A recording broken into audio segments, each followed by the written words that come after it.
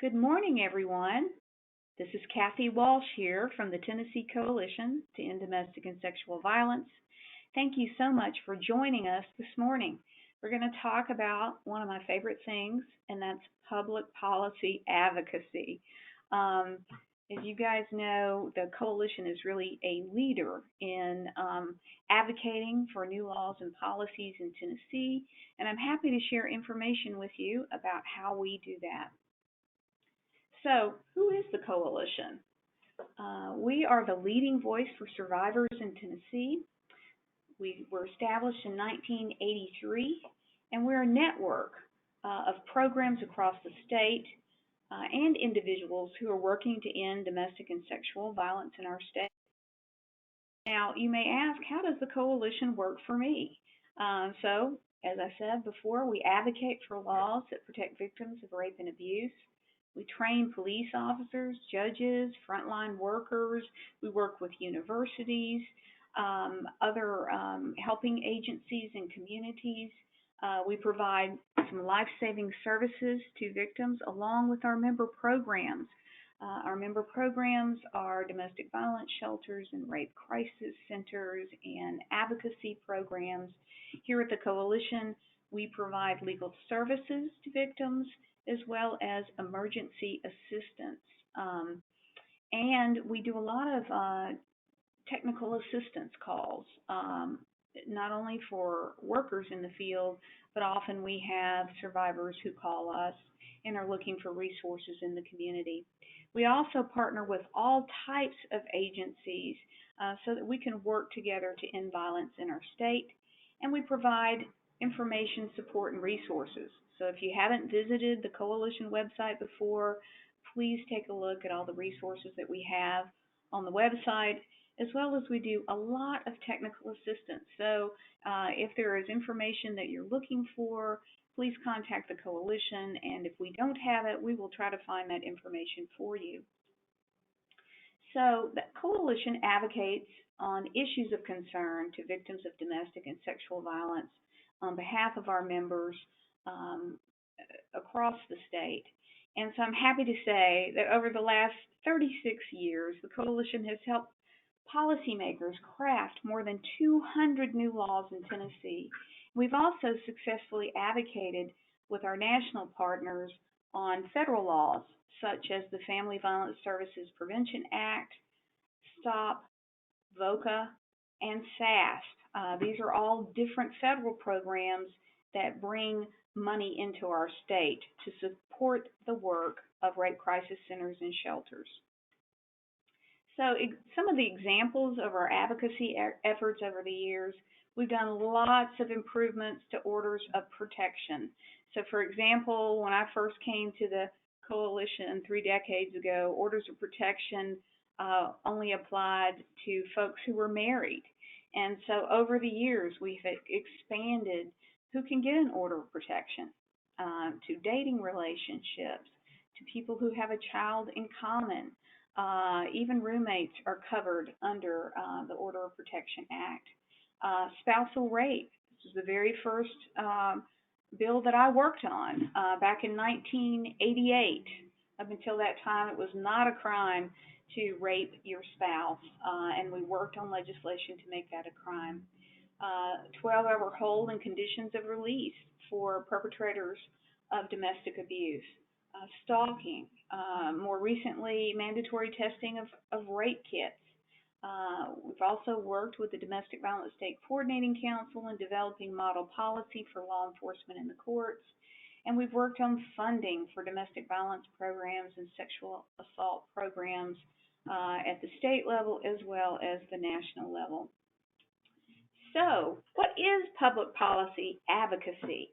You know, advocacy encompasses a wide range of activities. You know, you often think just about legislative advocacy, but there are other types of advocacy. There's litigation, which we do not involve ourselves in. There is lobbying. There is public education. Those are all different ways that we advocate. It also includes capacity building, relationship building, forming networks, and leadership development. And so for those of you who work in nonprofit agencies, think about you're already doing that kind of advocacy work on behalf of the clients that you serve.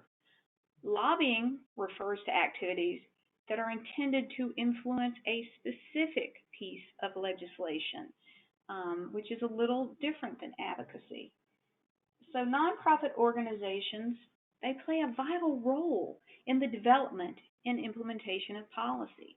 It's part of the work that we do in nonprofits who work with victims. We, we more than anyone often know what is the impact of public policies in our local communities and on the people that we serve. There are few institutions that are closer to people and to the problems of people that we're serving than we are. And we can be an important bridge between policymakers and constituents. And part of our job is to really educate policymakers about what's going on in the community, what's going on in the front lines, how certain laws and policies are impacting survivors. What are the tweaks in legislation that need to happen so that we can better serve and protect our clients? So, why should you advocate? Because effective advocacy builds your own capacity to achieve the greatest good for the greatest number of people in the communities that you serve. I know when I came to this work, I many years ago I worked in a shelter program, and I thought of the work that I did related to case management, for example, working individually with clients about how to navigate systems and how to create safe environments for themselves. But I quickly learned that our work was much bigger than that. It's not just working with individual clients, but it's working with the systems that impact those clients to ensure that we are providing the best trauma-informed services for the survivors that we work with. Engaging in public policy advocacy also raises the awareness of your organization in your community and with policymakers. So I always encourage local programs to visit their legislators when they are in their home districts. So, for example, your state reps and state senators are going to be in your home district most likely every Friday.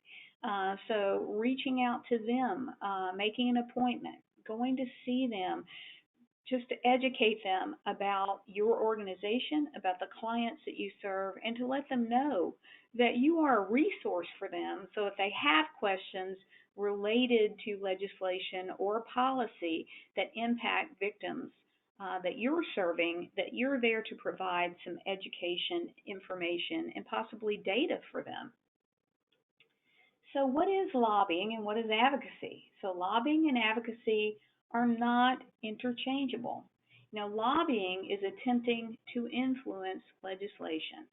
Advocacy is a broader umbrella that involves influencing public opinion and public policy. We often do these two things in tandem if we are advocating for a particular piece of legislation, but there are some differences between lobbying and advocacy. So, what constitutes lobbying?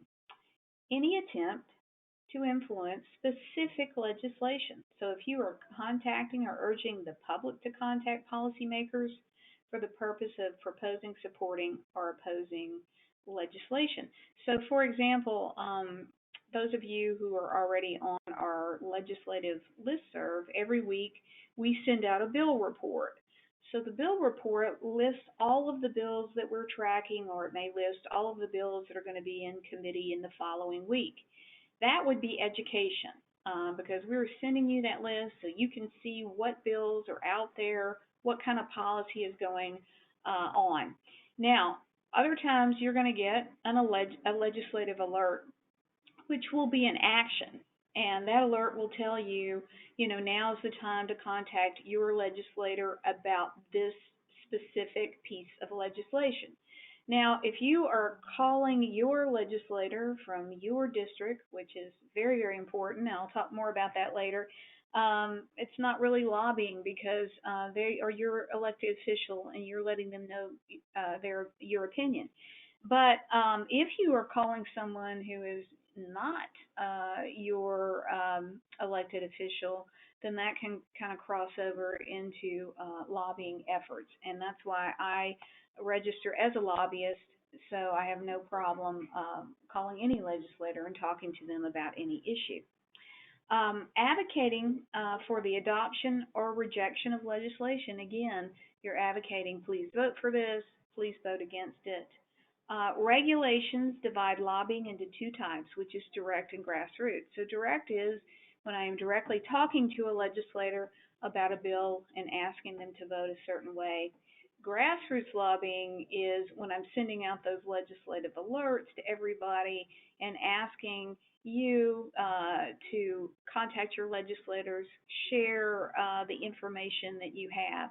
And one of the reasons why the coalition has been so successful in doing legislative advocacy is we do have a network of members and supporters across the state who will pick up that phone and will call their own legislator. On most issues, legislators don't hear from their constituents. You may find that surprising, but they don't hear anything. And on some bills, like let's say if you were trying to, they were trying to pass income tax, they would probably hear from thousands of their constituents. But again, on most bills, they don't hear anything. So think about if even one phone call to your legislator could be the one phone call that makes the difference. Or think about if they receive 10 phone calls or 25 phone calls from people in their district, that makes a tremendous difference to them because those are the people who vote for them. All right, so direct lobbying, any attempt to influence legislation through communication with any member or employee of a legislative body or any other government official who may participate in the formulation of legislation. Um, so again, if you are calling your legislator, you're sending them an email or a letter, um, then that would be direct lobbying. Now, a lot of times people will ask me, what is the best way to advocate on an issue? Well, of course, face to face is the best way. So that's why I encourage people visit your legislators in the home district. Also, we have a lobby day coming up. I'll talk more about that later. Actually coming to Nashville on a lobby day or coming down here when they're uh, in session so that you can see your legislator in action. But again, face to face is always the best. I think second would be a phone call. And a lot of times I tell folks legislators are busy when they're down here with committee hearings and on the floor, and sometimes you're talking with the staff, but that can also be incredibly effective to talk with their staff and explain what the issue is. Also, knowing what that bill number is. I'm calling about bill number 009. Here is why I am encouraging, my senator to vote for it. So again, if you're on the coalition's listserv, we will send out talking points to make it easy for you when you call your legislators to talk about the points of the bill. Leave a message. Sometimes those legislators will call you back. Other times, the staff person is going to be collecting that information and sharing it with that legislator. And if it is an issue where they get lots and lots of calls, they will keep a tally of we had 47 calls for and 14 against. So again, that contact is very important. I think a personal letter or a personal email is good. That would be next, again, because it's written and you can include those talking points. And again, staff will print those off and make sure that the member sees them. I think that form letters are the least effective. And I know you get those from some groups that just say, click here, send this letter to your legislator. And I understand if you're busy and you don't have time to do your own letter, that is better than not doing anything. But the form letters, petitions, those kinds of things, I think are less effective. All right, so grassroots lobbying, again, is attempting to influence legislation by swaying the opinion of the general public. So that could be alerts you're sending out. It could be an article that you've written, if it with the intent to get the message out there, to have an action to encourage people to call their legislators. All right, so engaging in public policy is not strictly about lobbying. There are many public policy related activities that you can engage in that don't constitute lobbying. Again, it only counts as lobbying when you're asking the decision maker to vote for or against a specific bill. Educating decision makers and lawmakers about an issue is not considered lobbying. So, for example, if you're talking to a member who has questions about, how does it work in your community to get an order of protection? Where does the victim go? How long does it take?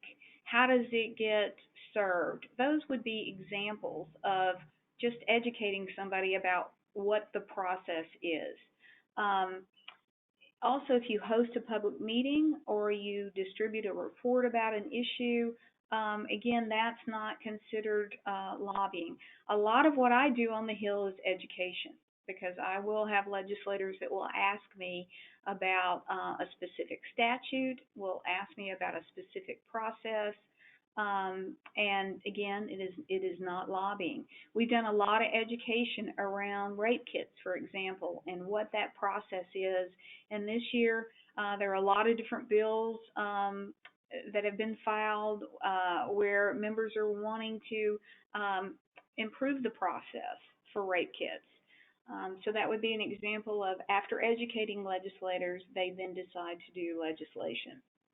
All right, so nonprofits can lobby through the insubstantial test or the expenditure test. Because a lot of times people say, oh, nonprofits can't lobby, because of our IRS status as a 501c3. That's not true. The IRS says that all nonprofits may lobby as long as those activities do not compromise a substantial part of what the organization does. So an expenditure test, nonprofits may spend 20% of the first $500,000 of their annual expenditures on lobbying. That's $100,000, or 15% of the next 500,000, and so on up to $1 million. Now, here at the coalition, we don't spend money on lobbying because I am not paid to lobby. It's just part of the job that I do. But for example, if we hired somebody to do lobbying, then you could see that we could use some funds, not state or federal funds, but other funds to be able to pay a lobbyist. So I think that's an important part for nonprofits, that you are allowed to do a certain amount of lobbying, and it will not affect your nonprofit status. All right, so you're not lobbying when influencing regulations, communicating with members, testifying in a committee. Again, um, many times I'm asked to testify in a committee on a bill about what does this bill do. If I'm just testifying on the merits of the bill, it's not considered lobbying. Discussing broad social or economic issues around the issue that you are advocating for. Doing nonpartisan research. And here at the Coalition, we do a lot of research on what kinds of bills or laws do they have in other states. Research on how, again, policies in Tennessee are impacting victims. Also, there is self-defense lobbying. You're like, what in the world is self-defense lobbying? But that would be, I'll give you an example. Our Domestic Violence Day Coordinating Council is up for sunset review every 4 years. And so if there's a piece of legislation that would determine whether or not your organization is going to continue or it's going to be sunsetted, meaning discontinued. That would be self-defense lobbying, or if there were regulations that might shut down your nonprofit or impact your nonprofit, then you can advocate on that issue so that you are defending the organization. All right. So how do we do? How do we decide what kinds of legislation we're going to take on? So I often talk with folks about this process where we want to identify the problem. So part of how we identify problems is we listen to our membership who is in the field. Again, working with survivors, are feeling the impact of policies or the lack of policies or procedures on a particular area.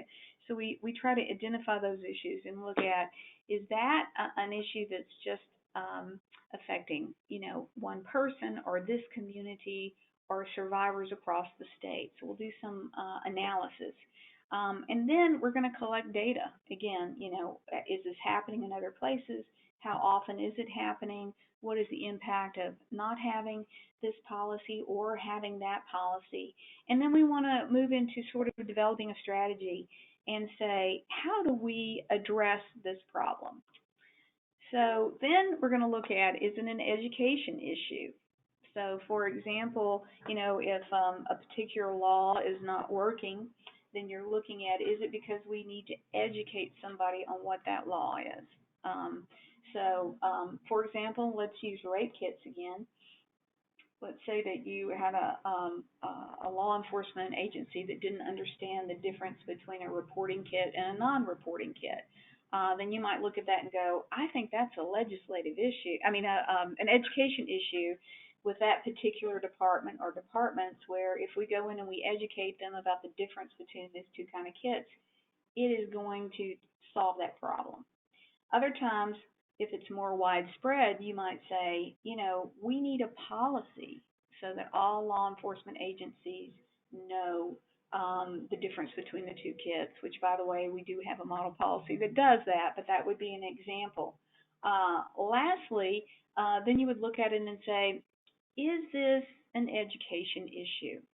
So, for example, this year, a bill that we're still working on some amendments on is looking at the issue of putting a time frame in there for law enforcement to pick up the rape kits from the hospital or the facility that has performed the rape kit, because there seems to be some areas where providers are having difficulty getting law enforcement to pick up their kits. So we thought, okay, let's go in and let's put in the legislation and have a time period for those to be picked up. The other thing I want to say is when we work on legislation that impacts law enforcement, we work with all the law enforcement associations. So that's the chiefs and the sheriffs, and in some cases TBI. And what you really want to do is get all the different stakeholders at the table if you're looking at legislation that's going to impact them, so that they have a voice, so that you can come up with a solution to the problem that everyone is going to support. And I cannot stress that enough. Certainly if there's legislation that impacts domestic violence or sexual assault, I always really appreciate folks coming to the coalition before a bill is filed so that we can figure out, what is the best legislation that can be drafted, given input of lots of different people who are working directly with survivors. All right, so I try to line out some of the steps to successful advocacy. And as I already mentioned, I think engaging your membership in identifying those issues, having a way for people to share that information with you. I think the research and collecting data is important. So if you can research how this is impacting your community and you can have any data on that, and certainly if we're doing statewide, then as a coalition, we're going to be trying to collect statewide data. We're also going to research, is this a bill that they have in other states, and what has been the impact of that? So we will reach out to other state coalitions.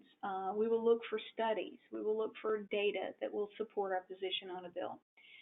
The other thing that I mentioned is that developing relationships with legislators, staff, and other advocacy groups And again, that is important, that ongoing relationship building. So I spend a lot of my time when I'm at Legislative Plaza building relationships with other groups, with staffers, and with legislators.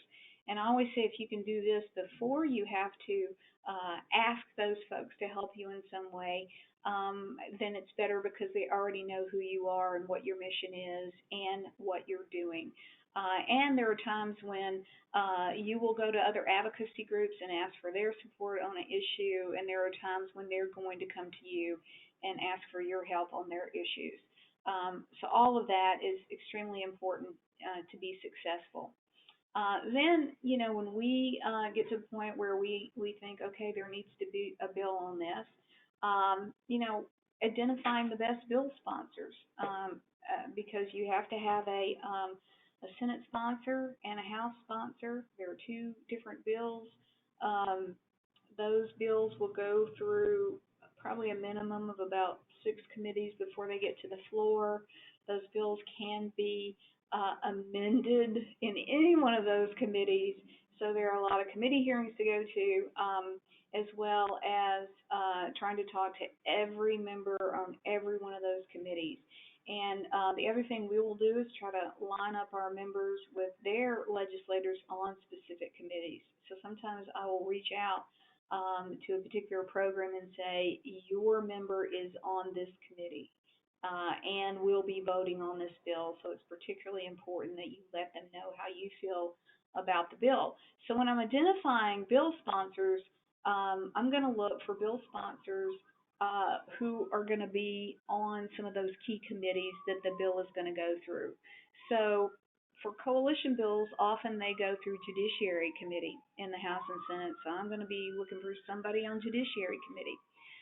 If it's a bill that's going to have a fiscal note on it, I'm also going to be looking for somebody who is on finance, because we're going to need their help in finance. So again, it's identifying folks who are on the committee, identifying people who care about this issue, and if you've done your homework and you've been developing relationships with members, then it's easier when you have to go to them and ask them to sponsor a bill. But I also say be prepared with all your facts about why we need the bill. So all that research has to be done in advance. Now, in the House in Tennessee, representatives are limited to sponsoring 15 bills, and that's really not very many. So they will reserve some bills for people from their home district sometimes. Um, so again, it's tougher to find your House sponsors. So a lot of times I focus on that first. The Senate does not have a limit on the number of bills that they sponsor. You also want to look at, what are the relationships of this sponsor with the other people on the committee, and how does this senator and rep, how will they work together? Is there any history of that? So again, it's just about experience and of being down at the plaza, working with members and so on. So once you identify that sponsor, then you're going to work with the sponsor on getting a bill drafted. And so often, what I will do is I will write up, what I think the bill needs to say. Then it will go to the attorneys at Legislative Services, and they will draft the actual bill. Um, They'll send it to the member. I'll come back in and look over it for the member and to let them know, if it looks like there will be any changes or things that we need to add to it. And you get that bill drafted, and then it gets dropped in. There are bill filing deadlines. For example, there were last week for this session, and it gets dropped in, and then you get a Senate bill and a House bill number, and those are the numbers that you're going to use when advocating for the bill. The other thing that we do with the coalition is we identify and we track other bills of interest. So every year there are 2,000 to 4,000 bills that are filed. And what we will do at the beginning of session is go through and try to pull out every bill that impacts survivors of domestic or sexual violence, because we do legal service for immigrant victims of domestic violence, sexual assault, and trafficking. We're looking at those bills. We look at things related to child support, custody, visitation, because that impacts clients. We look at issues related to trafficking, because that impacts the clients that we serve, stalking, um, lots of different issues, health-related issues that impact survivors. Um, there are a lot of voting bills this year. I pulled some voting bills in there because, again, we want to work with survivors to ensure that they're getting registered to vote if they're moving, for safety reasons. And again, voice is so very important. So this year, I think we have, I don't remember the exact number, but a little over 200 bills that we're tracking. And we have to watch those closely, because also what can happen is those bills can be amended at any time. So what might start out as a bill that looks like it's not going to do any harm could later on be used to do something that we think would be harmful. And sometimes, too, legislators will file what's known as caption bills. Just they want to drop a bill in that opens up a certain part of the code, and we watch those, especially those, because they can be amended to do something else in that code. So anyway, we're also tracking bills as we're working with members on legislation we'd like to see brought forward. I mentioned earlier that the next step is after that bill gets a bill number, it's going to get assigned to a committee. And so once the bill gets assigned to a committee, that's when we start looking at advocating with members of that committee or committees. Next, I attend committee hearings, and sometimes I'm asked to testify in committees and to assist in drafting amendments on bills. So one thing I want to say is, if you're just, I monitor committees, so I'm going to be in all the judiciary committees every week. And most of the time, 99% of the time, or more, 100% of the time, sometimes I am in those committees to monitor, which means I'm sitting there, I'm listening to the discussion, because it's very helpful to understand why is the bill being brought forward, are there any concerns about the bill, because later on, I also do updates and training for folks about what bills do, and what was the reason behind bringing that bill. So I do a lot of monitoring in committees, but also you want to be there in case some amendment comes up, as I mentioned before, that, oh no, all of a sudden this may be a bill that we need to look at a little bit further. If you want to testify at a committee hearing, you do have to ask the chairman of that committee in advance to be able to testify. And then other times, I may be in a committee hearing and a legislator may see me in the audience and say, can we go into recess because I'd like to ask Ms. Walsh a few questions about this bill. That could happen. So it's not really lobbying a bill, I'm educating. Then there are other times when I will have a legislator in advance ask me if I will speak on a particular bill. So I want to talk just a minute about amendments because I know it confuses folks sometimes. If you go to the legislative website, you can pull up bills, you can see bills, but I always encourage people to click on that tab to see if there are any amendments, because if you just open up the bill, it's going to tell you what the bill looked like in that original format, and it's not going to have the amended language in the bill. So that's why you have to go click on an amendment, because that amendment could totally change what that bill does. So until the bill passes, it doesn't pull the amendments, into the bill, and you're not able to see that bill until a public chapter of the bill comes out where it's all put together. And sometimes there could be multiple amendments on bills. So again, always look to see if there's an amendment, because that's going to be the latest version of that bill. And then next, I've talked already about disseminating alerts, engaging your membership.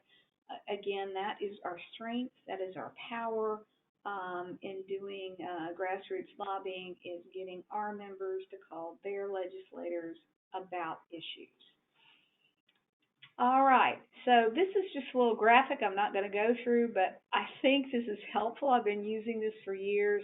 That really shows that process of how a bill becomes law. And you can see you've got to have parallel tracks in the House and the Senate to get a bill passed. And even when a bill passes, it has to then go to the governor's desk, and the governor has to sign that bill, or if they don't sign it by June 30th, it can become law without the governor's signature. Sometimes governors do that aren't particularly 100% behind a bill, but don't feel strong enough to veto it. So either the governor's going to sign it and it will become law when the governor signs it, or if the governor doesn't sign it, it will become law July 1, unless the governor vetoes the bill. And the legislature can override a governor veto, but I believe it's 2/3 vote of the chambers to be able to do that. So I know you'll want to study this in more detail later, but there it is. Okay, just for time, I won't necessarily show this video, but later click on it, because this is the Schoolhouse Rock, I'm Just a Bill. And so if you haven't seen it before, I encourage you to do it. It's a little musical cartoon video that's kind of cute. All right. So again, I think the strength of the coalition is our membership. And I will tell you, these are my identical triplet grandsons who love to dress up like superheroes. But I did think about, our memberships are like superheroes, right? We are working together to make changes to help protect people.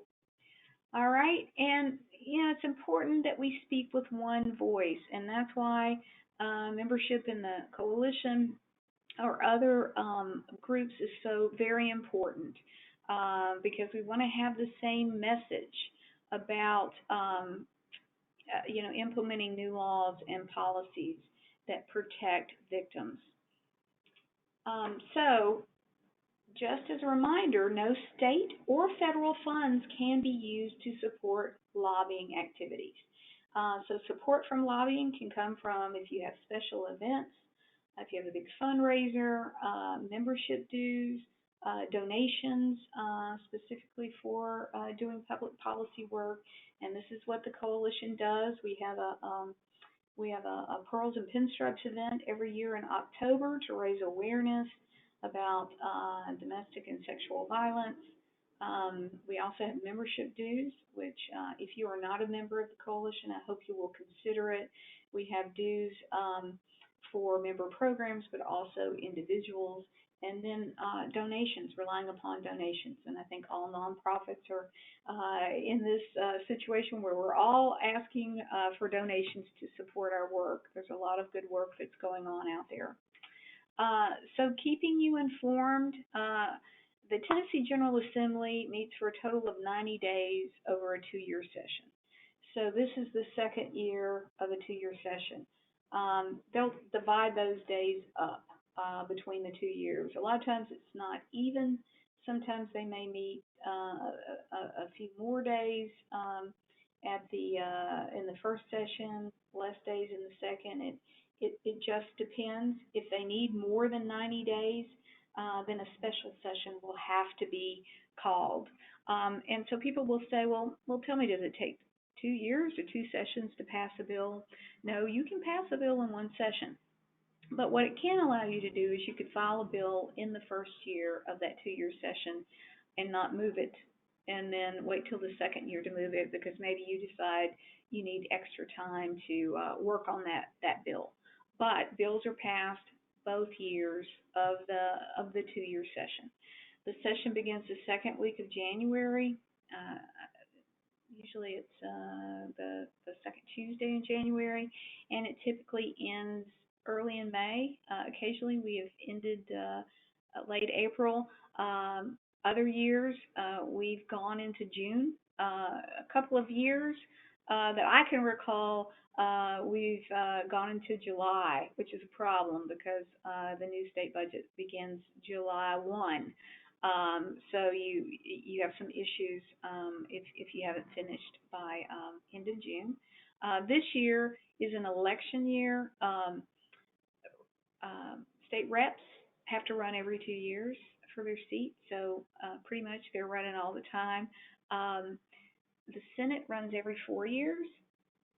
So when you think about this election year, you're going to have half of the Senate running and all the House running.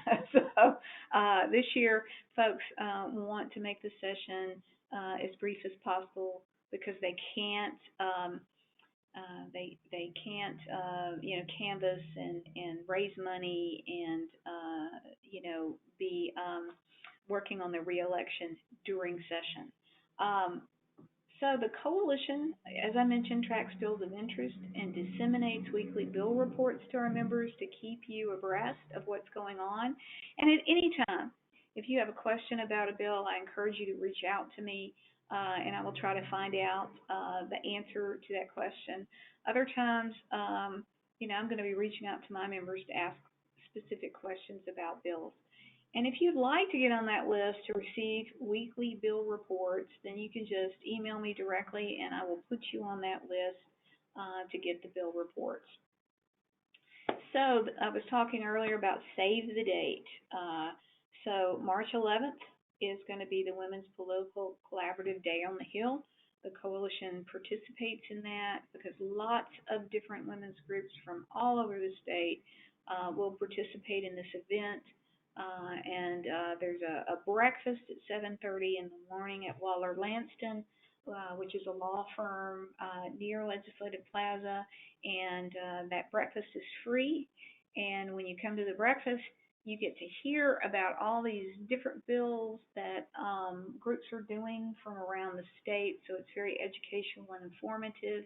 Um, you also will get handouts from the coalition about bills that we're supporting or opposing, as well as you can get handouts from other organizations. And then there's time after that to go over to Legislative Plaza and to meet with your members. And if you've not come to an event before, it's a great way to kind of see the legislature in action.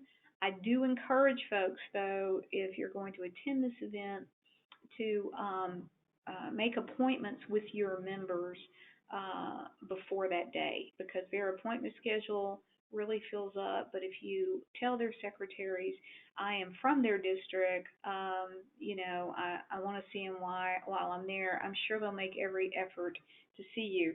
We don't have a registration link yet for the event, but I expect that we're going to have one very soon, and we will be sending that out to everyone.